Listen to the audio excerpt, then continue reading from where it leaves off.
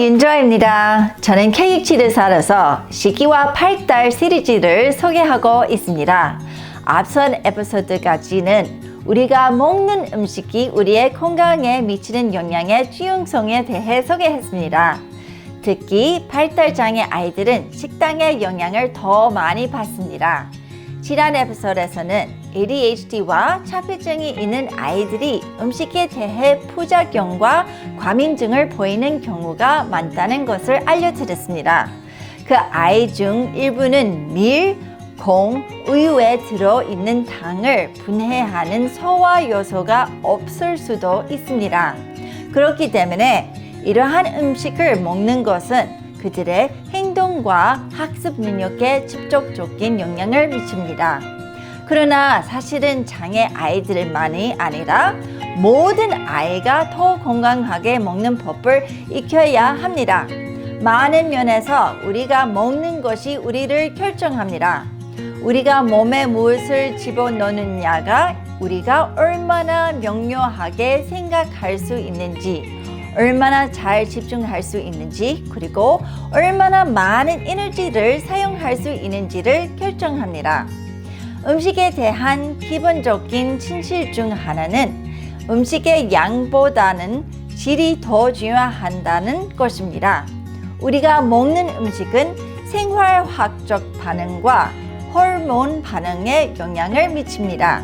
우리가 몸이 건강한 방식으로 반응하기 위해서는 양질의 음식을 몸에 제공해야 합니다. 저는 자라면서 탄수화물이 식단의 기본이 되어야 한다고 배웠습니다. 그리고 사실 우리 대부분이 탄수화물을 기본 식단으로 합니다. 일반적으로 밥, 국수, 빵이 우리 식사의 주된 음식입니다.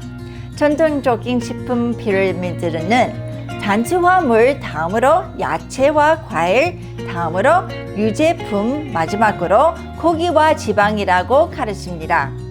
불행히도 이것은 우리와 우리의 아이들에게 가장 건강한 시기가 아닙니다. 저는 영양에 관한 첫 번째 에피소드에서 우리 현대 사회가 설탕을 너무 많이 소비하고 있다는 언급했습니다. 이 설탕의 대부분은 우리가 매일 먹는 탄수화물에 들어 있습니다. 설탕은 기분과 행동에 급격한 변화를 일으킵니다. 탄수화물이나 설탕이 풍부한 식사를 하면 우리 몸의 혈당이 상승합니다. 그러면 우리 몸은 세포가 섭취한 설탕을 흡수하기 위해 인슐린을 생성하고 결과적으로 혈당이 저하되어 배고픔을 유발합니다. 혈당 조절의 이러한 상승 및 하강 주기는 에너지 저하, 기분 변화, 과민성과 공격성, 몽환 두뇌, 그리고 더 많은 설탕과 단 것에 대한 갈증을 일으킵니다. 탄수화물로 가득 찬 식단 대신 비타민, 미네랄, 섬유질이 풍부한 음식을 먹어야 합니다. 비타민과 미네랄은 필수 영양소로서 뼈 건강, 손상된 세포의 복구, 면역 재개, 그리고 음식을 에너지로 변환하는 신체 능력에 도움을 줍니다. 기본적으로 비타민과 미네랄은 우리 몸이 성장하고 재기능을 하는 데 도움을 주는 영양소입니다. 섬유질 역시 필수적입니다. 섬유질은 소화기관을 깨끗하게 하고 우리 몸이 원하지 않은 물질을 제거하는 데 도움이 됩니다. 박테리아와 장내 축적물을 제거하여 만성 잔환의 위험을 실질적으로 감소시킵니다. 그렇다면 비타민, 미네랄, 섬유질이 풍부한 식품에는 어떤 것들이 있을까요? 바로 성분이 없는 과일과 채소입니다. 탄수화물을 너무 많이 섭취하라고 하는 전통적인 음식 피라미드를 버리십시오. 그 대신 전분이 없는 과일과 채소를 기반으로 하는 음식 피라미드로 대체하십시오. 우리가 먹는 음식의 절반 정도가 양배추, 당근, 세러리, 오이, 시금치, 블로코리, 호박, 피망, 버섯과 같은 야채로 구성되어야 합니다. 이러한 식품에는 영양소가 많이 들어있을 뿐만 아니라 우리 몸을 해독하는 데에도 도움이 됩니다. 전분이 없는 채소가 새로운 피라미드의 맨 한 단에서 기초가 되어야 한다면 두 번째 층위를 구성해야 하는 것은 양질의 지방입니다.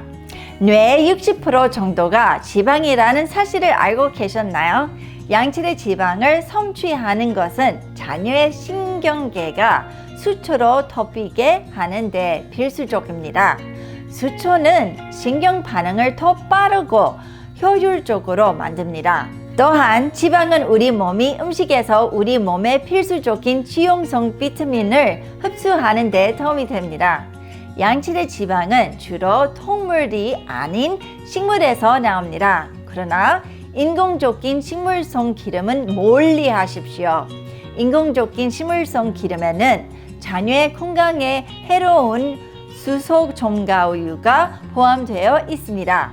수소화유는 고열로 민도를 높인 식물성 기름이나 옥수수 기름입니다. 문제는 이러한 원래 독성 트랜스 지방은 포함되어 있다는 것입니다. 이 지방은 잘 분해되지 않으며 자폐증과 ADHD가 있는 어린이는 특히 이러한 지방에 민감합니다. 수소화유가 포함된 옥수수 기름이나 콩기름 대신 올리브유, 코코넛 오일, 아보카도 오일로 요리하세요. 차이씨, 햄버시드 아니면 대마씨, 그리고 참깨와 같은 분복을 자녀의 식단에 추가하십시오. 그 다음 중위는 양질의 단백질이고 끝으로 가장 적은 분량을 차지하는 마지막 중위가 녹말이 많은 과일 및 채소입니다. 양질의 단백질을 위해서는 호르몬이나 행상계가 첨가되지 않은 할 수 있는 한 유기농 단백질 공급원을 찾아야 합니다. 끝으로 베리, 고구마, 현미, 토마토와 같은 성분이 많은 과일과 채소가 식단에 가장 적은 분량을 차지하도록 해야 합니다. 다음 회에서는 우리 음식의 질이 중요한 이유에 대해 더 자세히 설명하겠습니다. 식이와 발달에 대해 한 번에 한 단계씩 안내해 드리겠습니다. 시리즈를 계속 지켜봐 주십시오. 힘내세요. 용기를 가지세요. 그리고 제 대신 아이를 꼭 안아주세요. 그리고 아래 구독 버튼을 클릭하는 것을 잊지 마세요.